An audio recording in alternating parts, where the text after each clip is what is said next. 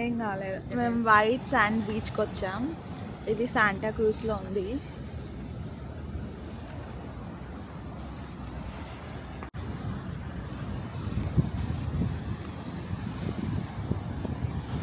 అలల సౌండ్ నాకు క్లియర్గా వినిపిస్తుంది.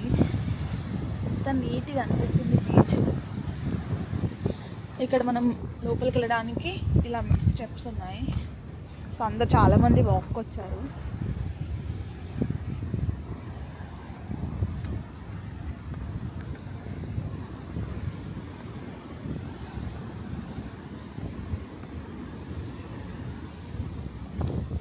త్రీ డేస్ నుంచి కంటిన్యూస్గా డిఫరెంట్ బీచెస్కి వెళ్తున్నాం. వ్యూ పాయింట్ అని, మౌంటైన్ బీచ్ అని, క్రూజ్ అని, హార్బర్ అని, ఈవినింగ్ బీచ్ అని. ఎందుకంటే మేము డైరెక్ట్ లాస్ ఏంజలస్ నుంచి శాన్ ఫ్రాన్సిస్కో వరకు రోడ్ ట్రావెల్ చేసాము. అదొక ఫేమస్ రోడ్ జర్నీ అన్నమాట. మనకిష్టం ఉన్న దగ్గర ఆగి మన బీచ్ని ఎంజాయ్ చేయవచ్చు.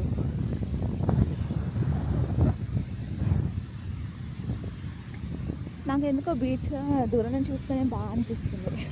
దగ్గరికి వెళ్తే అదొక భయం, అయ్యో అలలు వస్తాయేమో, తీసుకెళ్ళిపోతాయేమో అన్నట్టుగా. చాలా వరకు అయితే భయం ఎవరికి లేదు.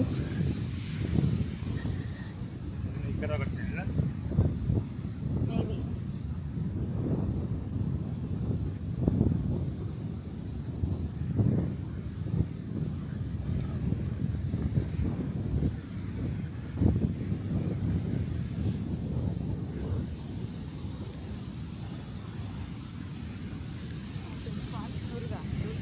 అయ్యో ఇది నురుగు.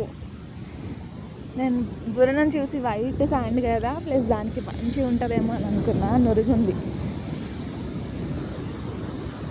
That's not good at all. చాలా పెద్ద ఫేమస్ బీచ్. దీనికోసం ఎంత దూరం నుంచి ట్రావెల్ చేసి మరి వస్తారు. అంటే వైట్ కలర్ శాండ్లో ఉంటుంది అని చెప్పేసి. బట్ ఇక్కడ కొంచెం నురుగు ఉండేసరికి నేను డిసప్పాయింట్ అయినా.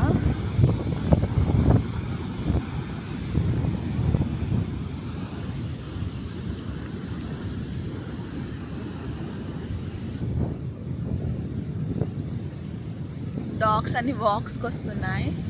చాలా క్యూట్గా, బ్యాడ్ క్లియర్గా చూడొచ్చు ఎంత నరుగుందో.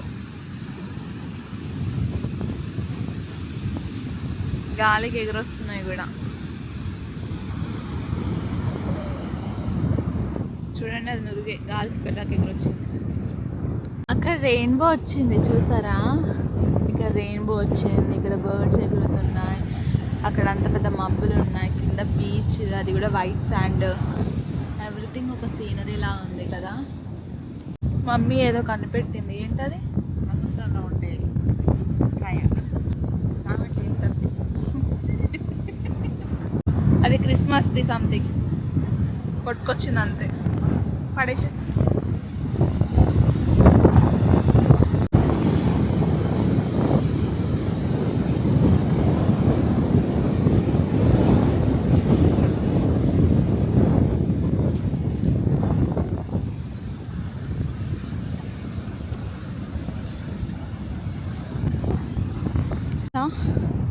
మనం ఇండియాలో షో చెట్ల లాగా 2 రూపీస్కి కూడా అమ్ముతారు. 10 రూపీస్కి. వైట్ శాండ్, గ్రీన్ చెట్లు. డాడీ ఏదో కొత్త నేమ్ పెట్టిండు. మీ కోడికాళ్ళ.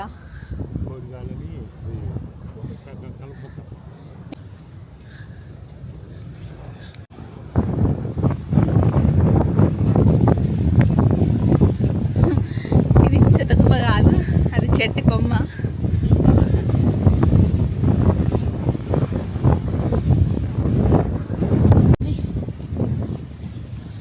ఏదో పాత మోడల్ లాగా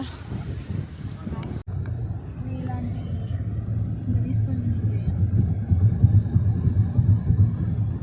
అది నురిగా అనుకుంటా కదా.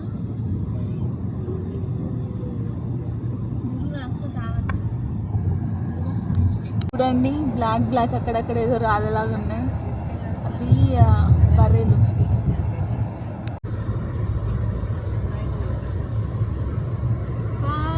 Look at that one.